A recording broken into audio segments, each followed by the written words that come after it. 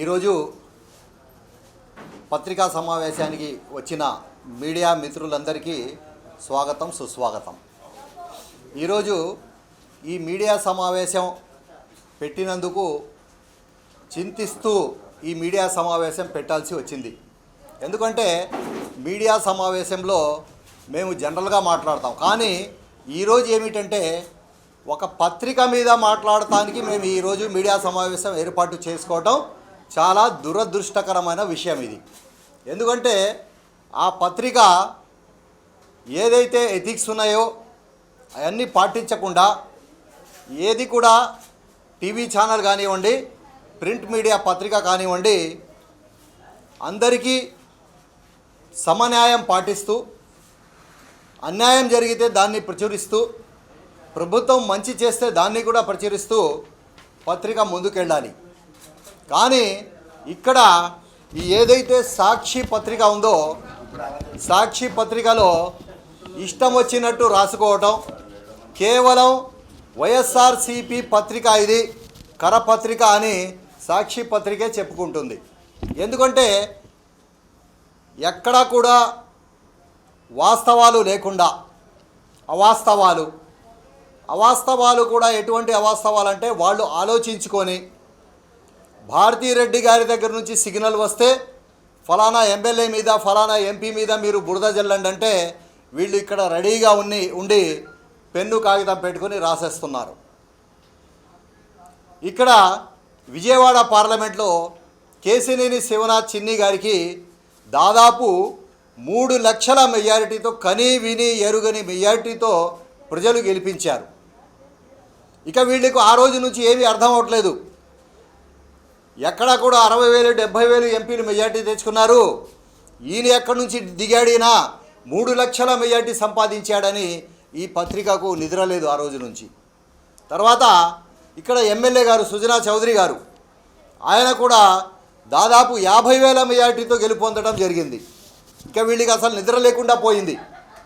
అది కూడా ఎన్డీఏ కూటమి నుంచి పోటీ చేసి పశ్చిమ నియోజకవర్గంలో 50,000 మెజార్టీ సంపాదించడం ఏమిటని.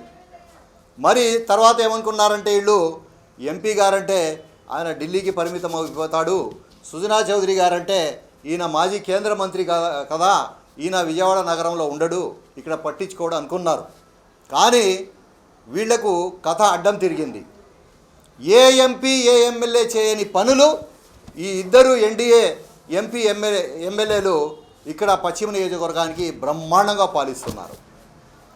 సుజనా చౌదరి గారైతే ఇక్కడ ఆయన ఉన్నా లేకపోయినా ఆయన కార్యాలయం బ్రహ్మాండంగా పనిచేస్తూ ఎక్కడా కూడా అవినీతికి తావు లేకుండా ఏ సమస్య వచ్చినా క్షణాల్లో స్పందిస్తూ పశ్చిమ నియోజకవర్గ ప్రజలందరికీ పార్టీలకు అతీతంగా సుజనా చౌదరి గారు కానీ ఆయన కార్యాలయం కానీ అందుబాటులోకి ఉంది.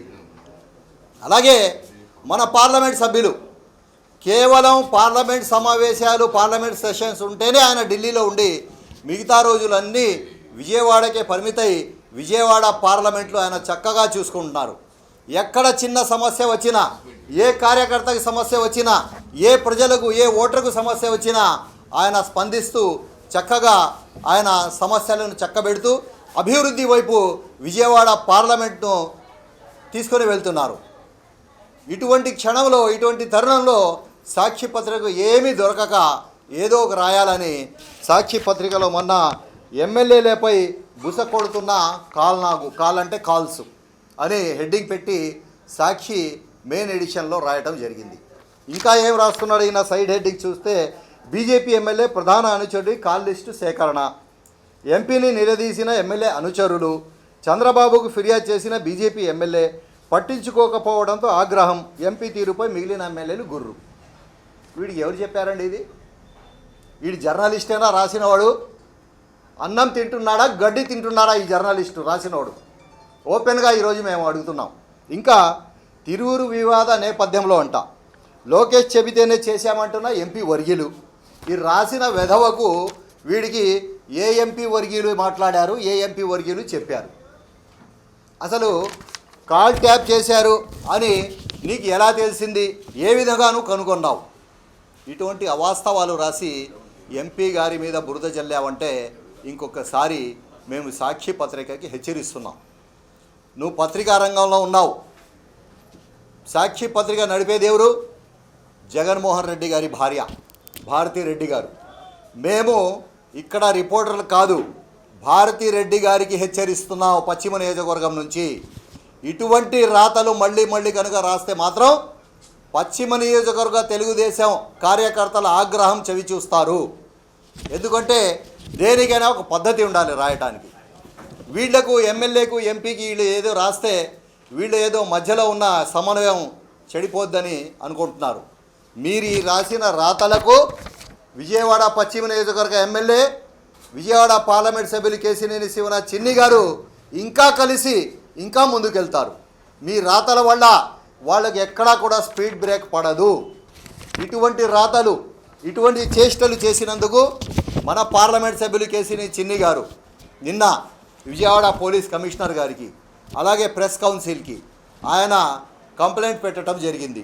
మేము కూడా చిన్ని గారికి మద్దతుగా మేము కూడా ఆ కంప్లైంట్ మీద తగు చర్యలు తీసుకోవాలని, ఇటువంటి వాళ్ళ మీద క్రిమినల్ చర్యలు తీసుకోవాలని మేము ఈరోజు ఈ పత్రికా ముఖంగా కోరుతున్నాము.